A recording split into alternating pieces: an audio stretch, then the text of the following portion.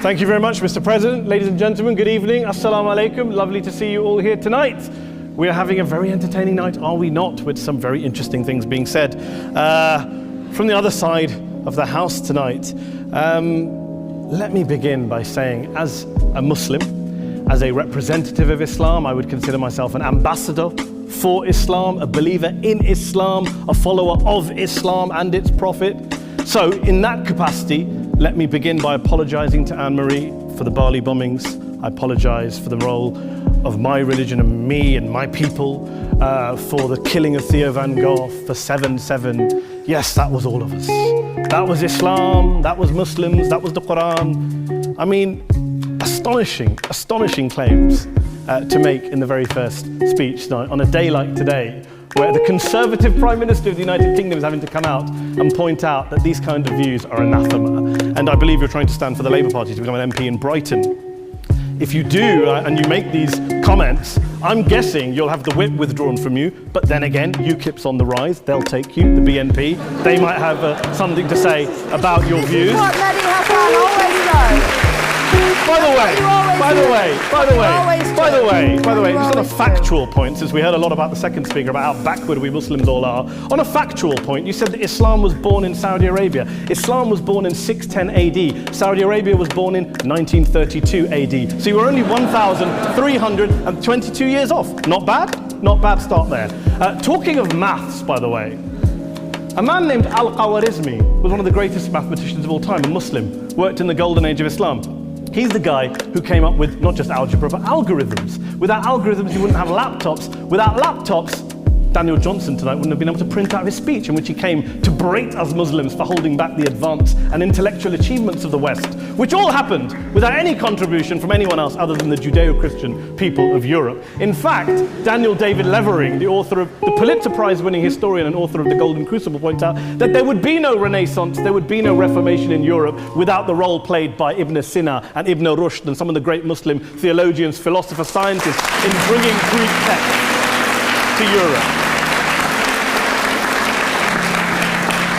As for this being our university, I will leave that to the imagination as to who is our and who is there. I studied here too. An astonishing set of speeches so far making this case tonight. A mixture of just cherry-picked quotes, facts and figures, self-serving, selective, a farrago of distortions, misrepresentations, misinterpretations, misquotations. Daniel talked about my article in the New Statesman, which got me a lot of flack, where I talked about the anti-Semitism that is prevalent in some parts of the Muslim community, which indeed it is. Of course, I didn't say in that piece that it was caused by the religion of Islam. In fact, modern anti-Semitism in the Middle East was imported from, finish the sentence, Judeo-Christian Europe, where I believe some certainly bad things happened to the Jewish people. In fact, Tom Friedman, Jewish-American columnist in the New York Times, told me in this very chamber last week that he believed, had Muslims been running Europe in the 1940s, 6 million extra Jews would still be alive today. So I'm not going to take lessons in anti-Semitism from someone who's here to defend the Judeo-Christian values of a continent that murdered 6 million Jews. Moving swiftly on. Yes? Absolutely. Well, I'm about to make that point. No, I'm about to make that point. You're right. I agree with you.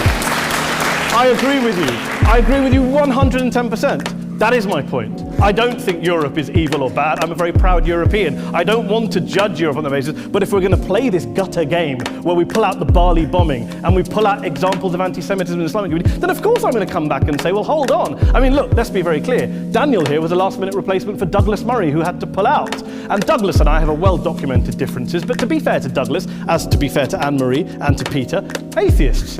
Atheists see all religions as evil, violent, threatening. What the problem I have with Daniel's speech is that Daniel comes here to run this robust defense of Christianity, forgetting that his fellow Christians, people who said they were acting in the name of Jesus, gave us the Crusades, the Spanish Inquisition, the anti-Jewish pogroms, European colonialism in Africa and Asia, the Lord's Resistance Army in Uganda, not to mention countless arson and bomb attacks on abortion clinics in the United States of America to this very day. I would like a little bit of humility from Daniel first before he begins lecturing other communities and other faiths on violence, terror and intolerance. But, no thank you. Some water. But I would say this, to address the gentleman's very valid point here, I'm not going to play that game. I don't actually believe that Christianity is a religion of violence and hate because of what the LRA does in Uganda or what Crusaders did to Jews and Muslims in Jerusalem when they took back the city in the 12th or 13th or whatever century it was. I believe that Christianity, like Islam, like pretty much every mainstream religion, is based on love and compassion and faith. I do follow a religion in which 113 out of the 114 chapters of the Quran begins by introducing the God of Islam as a God of mercy and compassion. I would not have it any other way. I don't follow a religion which introduces my God to me as a God of war, as some kind of Greek God of wrath, as a God of hate and injustice. Not at all. As Adam pointed out, you go through the Quran and you see the mercy and the love and the justice. And yes, you have verses that refer to warfare and violence. Of course it does. This is not a motion about pacifism. I'm not here to argue that Islam is a pacifistic faith. It is not. Islam allows military action, violence in certain limited contexts. And yes, a minority of Muslims do take it out of that context. But is it religious? We talked about Woolwich. Daniel and Anne-Marie have suggested that it's definitely religion that's behind all of this. Well, actually, what I find so amusing tonight is we're having a debate about Islam, and the opposition tonight have come forward. We have a graduate in law, a graduate in modern history, a graduate in chemistry, and you know, I admire all of their intellects and their abilities, but we don't have anyone who's actually an expert on Islam, a scholar of Islam, a historian of Islam, a speaker of Arabic, even a terrorism expert or a security expert or a pollster, let alone to talk about what Muslims believe or think. Instead, we have people coming here, putting forward these views, putting forward these sweeping opinions. Listen to Professor Robert Pape of the University of Chicago, one of America's leading terrorism experts, who, unlike our esteemed opposition tonight, studied every single case of suicide terrorism between 1980 and 2005, 315 cases in total. And he concluded, and I quote, "There is little connection between suicide terrorism and Islamic fundamentalism or any of the world's religions. Rather, what nearly all suicide terrorist attacks have in common is a specific secular and strategic goal to compel modern democracies to withdraw military forces from territory that the terrorists consider to be their homeland." And the irony is, when we talk about terrorism, the irony is that the opposition and the Muslim terrorists, the Al-Qaeda types, actually have one thing in common, because they both believe that Islam is a warlike, violent religion. They both agree on that. They have everything in common. Osama bin Laden would be nodding along to everything he's heard tonight from the opposition side. He agrees with them. The problem is that mainstream Muslims don't. The majority of Muslims around the world don't.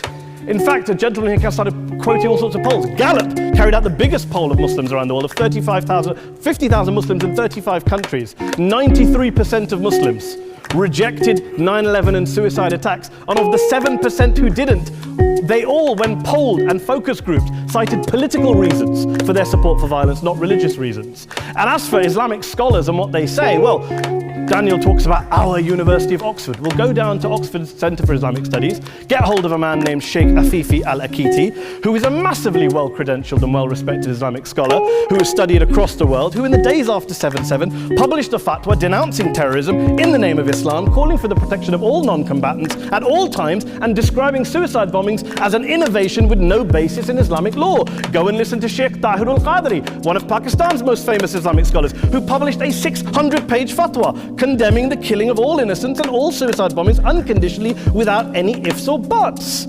There's nothing new here. This is mainstream Islam, mainstream scholarship, which has said this for years. You don't go out and kill people willy-nilly in the high street or anywhere else, on a bus or a mall, based on verses of the Quran that you cherry-pick without any context, any understanding, any interpretation, or any commentary.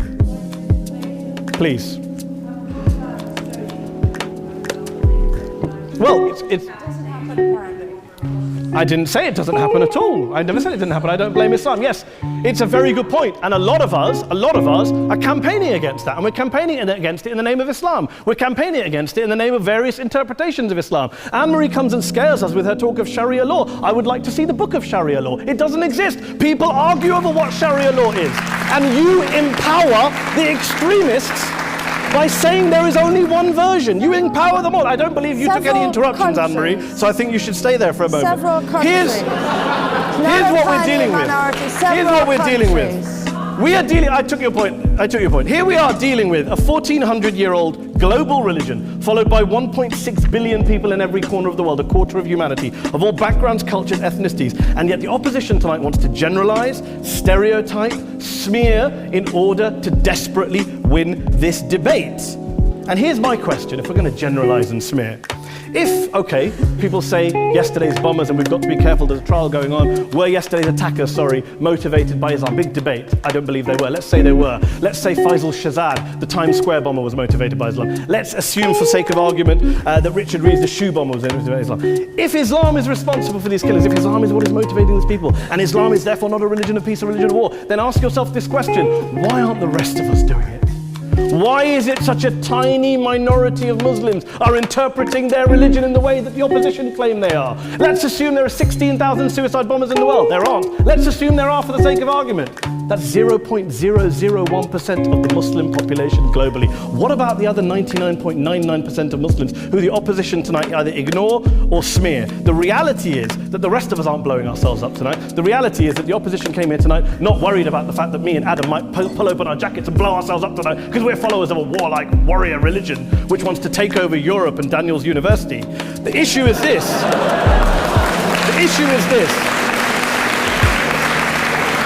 Unless the opposition can tell us tonight, and Peter Atkins is here, one of our great atheist intellectuals, can tell us tonight, they can answer this question tonight: why don't the vast majority of Muslims around the world behave as violently and aggressively as a tiny minority of politically motivated extremists? Then they might as well give up and stop pretending they have anything relevant to say about Islam or Muslims as a whole. Ladies and gentlemen, let me just say this to you. Think about what the opposite of this motion is. If you vote no tonight, think about what you're saying the opposite of this motion is. That Islam isn't a religion of peace, it's a religion of war, of violence, of terror, of aggression. That the people who follow Islam, me, my wife, my retired parents, my 6-year-old child, that 1.8 million of your fellow British residents and citizens, that 1.6 billion people across the world, your fellow human beings, are all followers, promoters, believers in a religion of violence. Do you really think that? Do you really believe that to be the case? They say that in the Oxford Union, the most famous debate was in 1933 when Adolf Hitler looked out for the result of the King and Country motion, where they voted against fighting for king and country, and Hitler was listening out for the result. Well, tonight, 80 years on, there are two groups of people around the world who I would argue are waiting for the result of tonight's vote. There are the millions of peaceful, non-violent, law-abiding Muslims both in the UK, Europe, Asia, Africa and beyond, who see Islam as the source of their identity, as a source of spiritual fulfillment, of hope, of solace. And there are the phobes, the haters, the bigots out there who want to push the clash of civilizations, who want to divide all of us into them and us and ours and their. Ladies and gentlemen, I urge you all not to fuel the arguments of the phobes and bigots. Don't legitimize their divisions. Don't legitimize their hate. Trust those Muslims who you know, who you've met, who you hear, who don't believe in violence, who do want you to hear the peaceful message of the Quran as they believe it to be taught to the majority of Muslims, the Islam of peace and compassion and mercy, the Islam of the Quran, not of Al-Qaeda. Ladies and gentlemen, I beg to propose this motion to the House. I urge you to vote yes tonight. Thank you very much for your time.